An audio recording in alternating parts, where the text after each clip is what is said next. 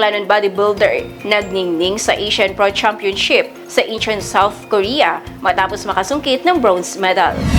Bahay sa Barangay Manop, Altavas, naabo matapos masunog.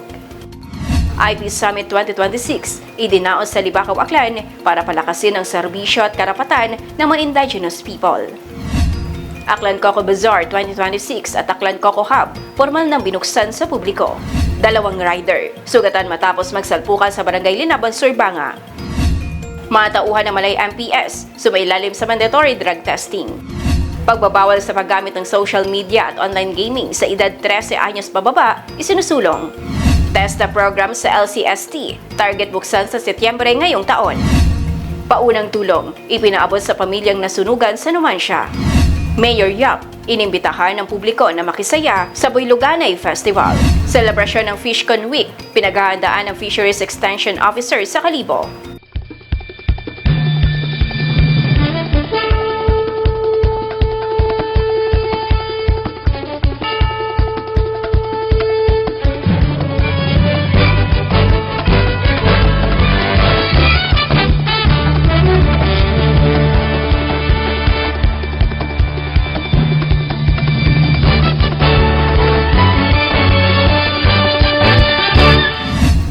Magandang hapon, Probinsya ng Aklan, sa mga Kalibo Cable subscribers at mga Aklanan sa buong mundo. Ito ang Kalibo Cable News. Sabay tayong napapanood sa Kalibo Cable TV Community Channel Facebook page at Community Channels 1 and 24. Narito mabalitang aming nakalap ngayong araw, August 27, 2026. Aklanon bodybuilder nagningning sa Asian Pro Championship sa Incheon, South Korea matapos makasungkit ng bronze medal. Madidal sa balitang yan, si Julian Rosales. Nagningning sa international stage ang isang Aklanon bodybuilder matapos makasungkit ng bronze medal na ginanap sa Asian Pro Championships sa South Korea. Ikatlong pwesto ang nakamit ni Pauline Javilona Panagsagan mula sa Bayan ng Tangalan sa nasabing kompetisyon noong August 23. Lalo naging makabuluhan ang kanyang tagumpay dahil siya mismo ang naghanda at nag-coach sa kanyang sarili para sa buong kompetisyon. Si Panagsagan din ang gumawa ng mga kinakailangang adjustment at nagdesisyon para sa kanyang training at preparasyon hanggang sa tuluyang makatungtong sa prestihiyosong entablado bilang atleta at sariling coach. Inialay naman niya ang kanyang tagumpay sa kanyang pamilya na patuloy na sumusuporta sa kanyang mga pangarap. Ayon kay Panagsagan, isang malaking karangalan ang magrepresenta ng Pilipinas at makasabay sa entablado ang mga mahuhusay na bodybuilder mula sa iba't ibang panig ng Asya. Jelena Rosales, Kalibo Cable News. Naabo ang isang bahay sa Barangay Manop, Altavas matapos sumiklab ang sunog sa lugar. Naabo ang buong bahay matapos na sumiklab ang sunog nitong Miyerkules, Agosto 26 sa Barangay Manop, Altavas. Waon.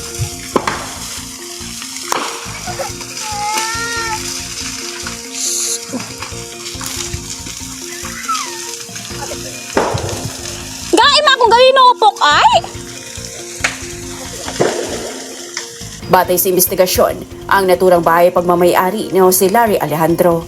Ayon kay Ana May Andrade, asawa ng pamangkin ni Alejandro, na nagulat ang kanyang asawa nang makarinig sila ng sunod-sunod na putok na namumula sa bahay ng kanyang tiyuhin. Nang lumabas sila sa kanilang bahay, doon na nila nadiscover na nilalamon na ng apoy ang bahay. Wala rin umanong appliances sa loob nito. Wala namang tao sa bahay nang sumiklab ang sunog. Mabilis din kumalat ang apoy dahil gawa sa light materials ang bahay. Samantala, nananawagan ng pamilya sa mga taong may mabuting puso na maaaring makatulong sa kanila upang makapagsimula sila muli matapos mawala ng tahanan at mga kagamitan. Sa ngayon ay patuloy pang ginagawang investigasyon ng mga otoridad upang malaman ang sanhi ng sunog. Ako sa Arjun Briones at ito ang Kalibo Cable News. Pinagsama-sama ng mga leader ng indigenous peoples, mga ahensya ng pamahalaan at community stakeholders ang kanilang mga programa at panukala para sa isinagawang IP Summit 2026 sa Libakaw, Aklan. May detalye sa balitang yan, si Liza Rosales. Ginanap ang IP Summit 2026 sa Barangay Manika Gymnasium sa Libakaw, Aklan nitong Agosto 26. Dinaluhan ng mga leader ng indigenous peoples, government agencies at community stakeholders. May temang empowering communities, preserving culture, building a sustainable future together. Layunin ng summit na palakasin ang pagtutulungan para sa kapakanan, karapatan at pag-unlad ng mga indigenous communities sa lalawigan. Kabilang sa mga nag-organisa ng aktibidad ang 82nd Infantry Bantaylaya Battalion ng Philippine Army, Provincial Government of Aklan, National Commission on Indigenous Peoples o NCIP Aklan at Antique, Municipal Government of Libacao at Philippine National Police. Tinalakay sa summit ang iba't ibang programa ng pamahalaan sa environmental protection, agriculture, tourism, social welfare, public safety at Indigenous Peoples' Rights Act o IPRA. Nagkaroon din ng open forum kung saan naibahagi ng mga IP leaders ang kanilang mga concerns, pananaw at mungkahi para sa kanilang mga komunidad.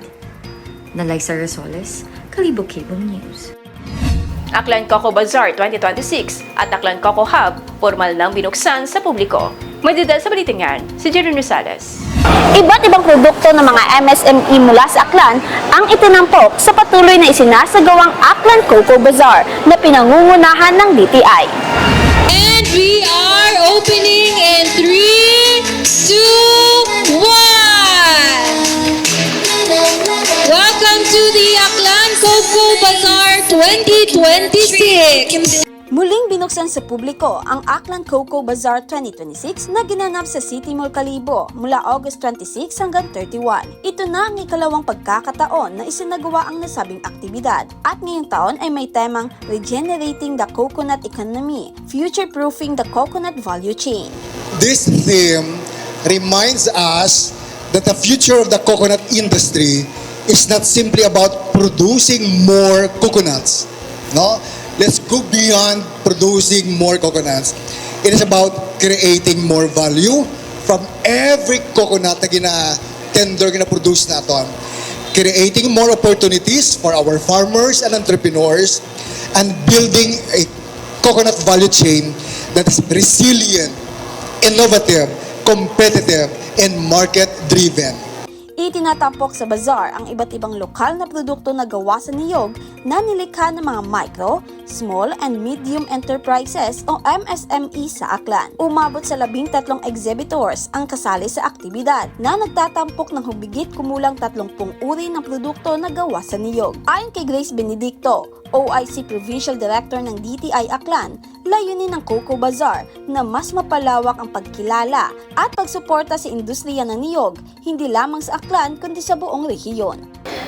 This is really for our cocoa industry na ma-expose no, sa ating dito sa mga consumers natin in Aklan and even in the whole of Region 6 para ma-promote yung mga products nila.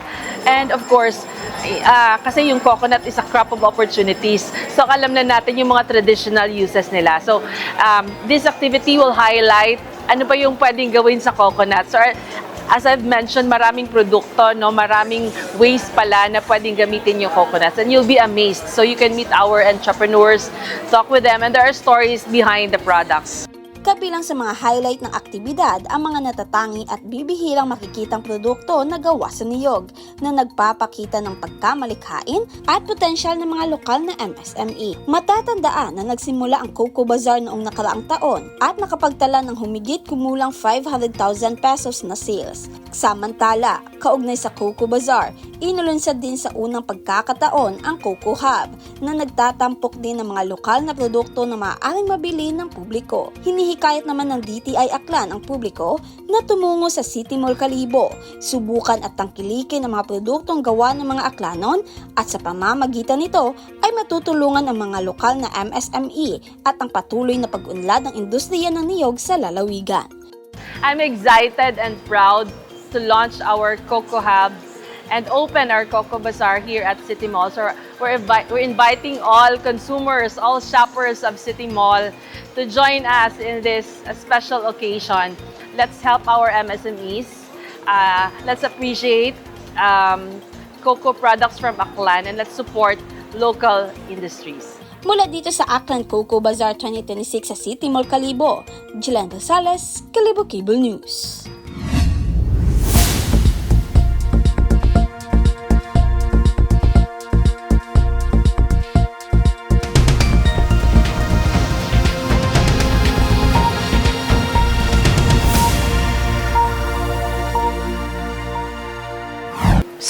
ng dalawang rider matapos magsalpukan ang minamaneho nitong motorsiklo sa barangay Linabon, Surbanga. Kapwa sugatan ang dalawang driver ng motorsiklo matapos masangkot sa aksidente sa harap ng barangay hall ng Linabon, Surbanga, Aklan nitong Miyerkules, Agosto 26.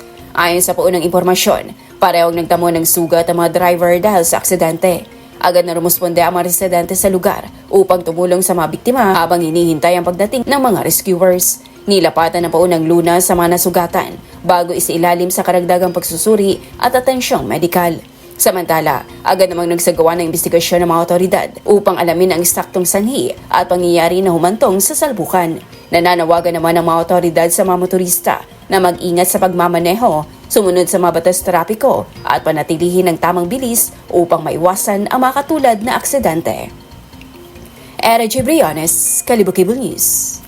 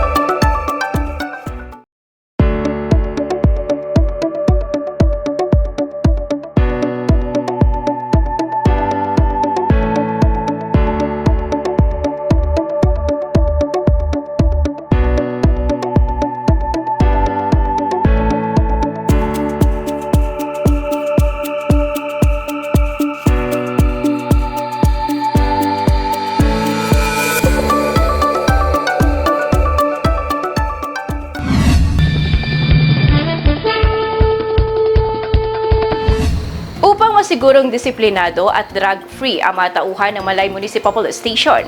Sumailalim ang mga ito sa mandatory drug testing sa panguna ng Aklan Provincial Forensic Unit. May detail sa balita niyan, si Raymar Chudasio. Sumailalim sa mandatory drug testing ang mga personnel ng Malay Municipal Police Station nitong Agosto 26 sa headquarters ng Malay MPS sa Boracay Island, Malay, Aklan. Isinagawa ang naturang drug testing ng Aklan Provincial Forensic Unit bilang bahagi ng patuloy na pagpapatupad ng Philippine National Police ng mga hakbang upang mapanatili ang isang drug-free, disiplinado at professional na police force. Pinangunahan ni Police Lieutenant Colonel Orlando Carag Jr., Chief of Police ng Malay MPS ang pagpapatupad ng programa para sa mga personnel ng himpilan. Layunin ng mandatory drug testing na mapanatili ang integridad at disiplina ng hanay ng kapulisan, gayon din ang pagpapakita ng kanilang patuloy na suporta sa kampanya kontra illegal na droga. Sa pamamagitan nito, muling pinagtitibay ng Malay MPS ang kanilang commitment sa isang malinis, responsable at professional na serbisyo para sa komunidad. Raymar Chudasio, Kalibo Cable News. Pinaghahandaan ng Fisheries Extension Officers sa Kalibo ang selebrasyon ng FishCon Week. May detail sa balita niyan, si Nika Bautista. Pinaghahandaan ng Fisheries Extension Officers ang nalalapit na selebrasyon ng FishCon Week. Sa isinagawang third quarter meeting, pinag-usapan ang mga ongoing programs, iba't ibang aktibidad at pagpapalakas ng paghahatid ng fisheries-related services sa partner LGUs at fishing communities. Ang nasabing annual activity ay layong itaas ang kamalayan at pagpapahalaga sa fisheries sector at mga fisherfolk. Ilan sa hinahandang aktibidad, ang Fish and Learn Financial Literacy Seminar at implementasyon ng mandatory training alinsunod sa Section 126 ng Republic Act No. 10654. Nika Bautista, Kalibo Cable News. Target na buksan sa buwan ng Setyembre ngayong taon ang TESTA program sa Libacao College of Science and Technology. Nakatakdang buksan sa buwan ng Setyembre ngayong taon ang mga programang Technical Education and Skills Development Authority or TESDA sa Libacao College of Science and Technology matapos isagawa ang assessment at evaluation sa nasabing kolehiyo. Ayon kay TESDA Provincial Director Jonathan Togonon, nakatakdang may patupad ang mga programa kapag nakumpleto na ang lahat ng kinakailangang dokumento. Kabilang sa mga pangunahing kailangang maisapinal ang Executive Order at Memorandum of Agreement na lalagdaan ni Libacao Mayor Team Brian Chidosio matapos mabigyan ng kaukulang mandato ng Sangguniang Bayan sa pamumuno ni Vice Mayor Winston Navarroza sa pamamagitan ng isang resolusyon. Sa unang yugto, prioridad na buksan sa LCST ang mga kursong Housekeeping NC2 at Food and Beverage Services NC2. Sa sinagawang assessment, ipinaliwanag ni Anthony Dulinog, Supervising Test D Specialist, ang mga kinakailangang dokumento at requirements para sa pagpapatupad ng TESDA programs. Ayon sa assessment, halos lahat ng kinakailangang requirement mula sa local government unit ng Libacao ay nakumpleto na. Binigyang halaga rin ng TESDA ang inisyatiba at suporta ng lokal na pamahalaan ng Libacao sa pagtatatag ng kolehiyo sa pamamagitan ng Ordinance No. 19 Series of 2003 na naging bahagi ng pagsisikap upang mapabilis ang proseso ng pag-aproba sa mga nasabing programa. Kapag formal nang nagsimula ang TESDA program sa LCST, magiging ikalawang bayan sa Aklan ang Libacao na mag-aalok ng mga naturang programa kasunod ng Malay. Era Gibriones, Kalibo-Kibo News. Paunang tulong, ipinaabot sa pamilyang nasunugan sa Numancia. May detalye sa balitang yan, si Jeron Rosales. Ipinaabot na ang paunang tulong sa pamilyang Artatis matapos masunog ang kanilang bahay sa Barangay Dungon, West Numancia noong linggo. Kabilang sa naipamahaging ayuda ang family packs na naglalaman ng mga pangunahing pangangailangan na naipagkaloob na sa pamilya nitong Martes. Naglaan din ang Department of Social Welfare and Development ng 10,000 piso na financial assistance, habang pinaproseso na rin ang karagdagang tulong mula sa gobyerno probinsyal ng Aklan. Samantala, hinihilig din ni Governor Joel Miraflores ang mga kapwa Aklanon na ipagdasal ang pamilyang Artates habang hinaharap nila ang hamon matapos mawala ang kanilang tinitirhan sa nasabing sunog. Jelena Rosales, Kalibo Cable News. Inimbitahan ni Visan Mayor Felipe Neri Yap ang publiko na makiisa sa nalalapit na kapistahan ng bayan at saksihan ang iba't ibang aktibidad na inihanda ng lokal na pamahalaan. May detalye sa balitang yan, si Mary Ann Solis.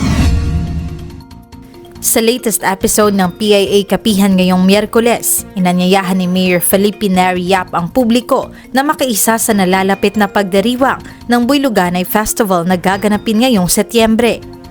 Ayon sa alkalde, iba't ibang programa at aktibidad ang nakahanay para sa pagdiriwang kabilang ang fluvial procession kay Senyor San Nicolas, motocross, pickleball at boxing tournament, barangay night, LGU night at iba pa. Madamo sa mga aktibidades ang amon paggahiwaton diri kag mas manami gid nga ari kamo diri para magpasako pareho sang aton nga fluvial procession kung sa diin aton ginapasunday ang aton nga mga patron bilang pagpasalamat sang mga bugay nga ginhatag niya no paagi sa bugay sa Dios paagi sa iya nga naagom sang tagsa-tagsa diri sa amon banwa. Kag madamo pa nga pareho sang motocross event, pickleball, boxing, paindis-indis sa mga sidecars, kag mga iban pa no may barangay night kami, kag may LGU night para sa tanan-tanan nga sektor.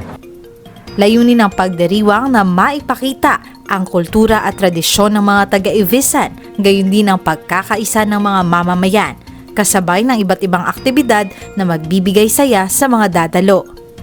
Bukod sa pista, ibinahagi rin ng alkalde ang mga proyekto ng LGU Ivisan na isinasagawa at isinusulong ng lokal na pamahalaan. Kabilang dito ang planong konstruksyon ng bagong Ivisan Public Market na ayon sa alkalde ay kinakailangang maipatayo dahil sa palagiang pagbaha sa kasalukuyang pamilihan tuwing umuulan. Process subong nga pag-aubrahon nato ng Ivisan Public Market no kasi diin kada ulan makuandera nagabaha kaluoy ang aton nga mga market vendors ang ilang mga bugas asin nagakalabasa no so it's very timely nga pag-aubrahon ni siya ubrahon naton under new construction no para madula ng baha tanan makaplastar ang tanan maka-enjoy makanegosyo sang hilway no. Nakatakda rin umanong ipagawa ang Arriba Roro Terminal at Ivisan Memorial Park.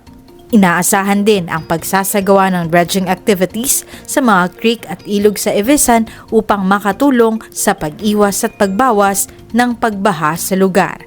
Mula dito sa lalawigan ng Capiz, Mary Ann Solis, Kalibo Cable News. Isinusulong sa Kamara ang pagbabawal sa paggamit ng social media at ilang online games sa edad 13 anyos pababa. May detalye sa balitang yan, si Nika Bautista.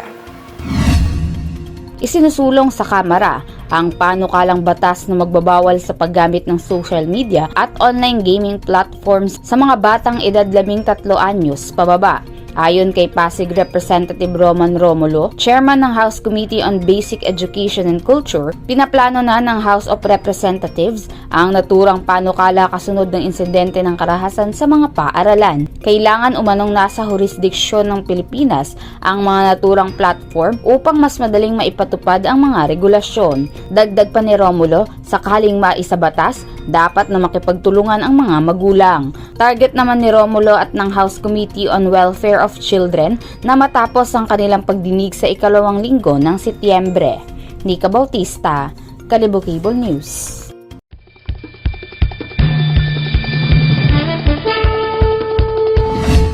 At iyan ang mabalitang nakalap ngayong araw. Maraming salamat sa inyong panonood. Ito si Ana J. Briones at ito ang Kalibo Cable News.